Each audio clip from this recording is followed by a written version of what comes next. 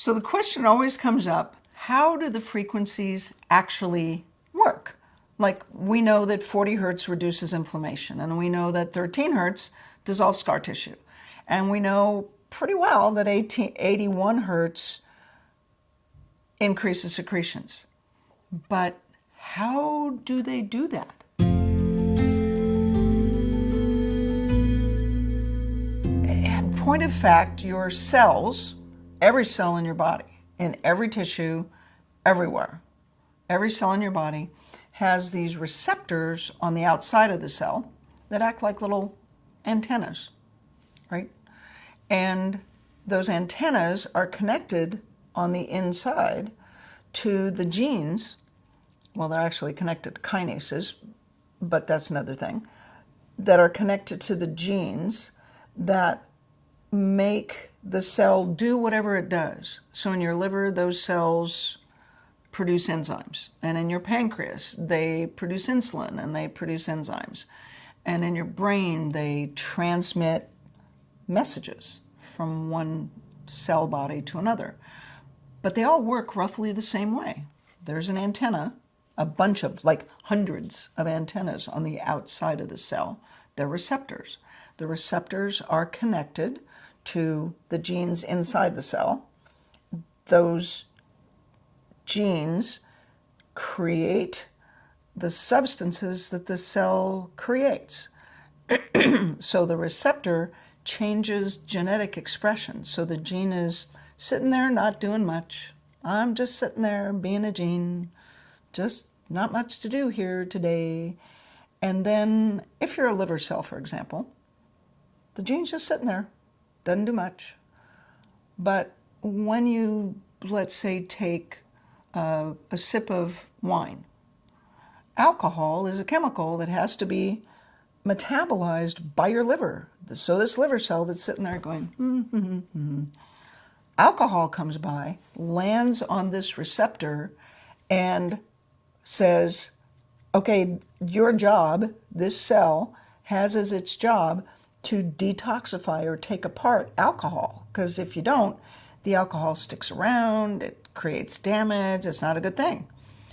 So the alcohol lands on the receptor, that goes in, it changes the internal machinery of the cell, it wakes up the part of the gene that says, whoa, I have to create an enzyme that will detoxify alcohol, right? And so that this receptor changes what the cell does for a living, turns the genes on, makes the cell work. And the alcohol lands on the receptor kind of like a key in a lock. You know, if you're going to unlock your car door, you put the key in, turn it from on to off, off to on. That's how these receptors work. It's like a key in a lock, okay? Let's say you take a medication. We'll just say Advil because it's easy. The Advil lands on this receptor, once again, like a key in a lock.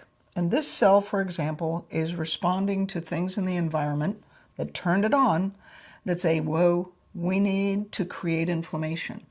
So now you've got some joint pain, you've got a little arthritis, and the reason you have the inflammation is this cell has been turned on by something in the environment that tells the cell, make inflammation, make, they're called prostaglandins, make these chemicals that create inflammation. It's key in a lock. Something landed in this receptor, turned it on, and it makes the cell create inflammatory products. It's key in a lock. We talked about 40 hertz being able to reduce inflammation. The data that we have and the experiences that we've had in 20 years with FSM and all of the animal data and the human data that we have, the only thing that makes any sense is that the frequencies are actually working sort of like your key fob, right? The drug, the Advil, turns off inflammation like a key in a lock, lands on the receptor, says, hey, don't worry about inflammation, turn that off. It takes a couple hours, but it works, right? The frequencies act like your key fob, turning the lock, changing the receptor instantly to turn that inflammation off with a signal. So the inflammatory cytokines, there are these peptides that we measured in fibromyalgia patients, and the only frequency combination that works for those is 40 hertz on channel A and 10 hertz on channel B in this specific population of fibromyalgia patients. And all of the cytokines drop by factors of 10 and 20 times in 90 minutes. Those cytokines, those inflammatory peptides, are created by cells that are producing them. When you use medications to change cytokines, the biological drugs in rheumatoid arthritis, for example, it takes months. It takes 60 to 90 days to bring the cytokines down. The data that was produced with frequency-specific microcurrent with 40 hertz on channel A and 10 hertz on channel B, that is unprecedented. It is unheard of.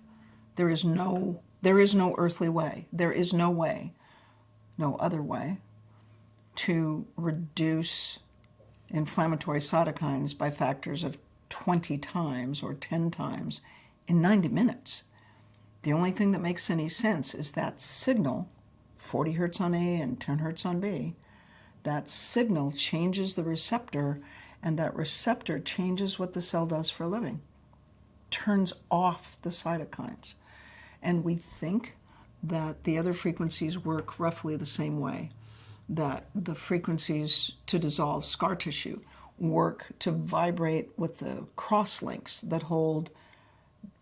that tell the cells to stick together, that tell the cells to be shortened and tight.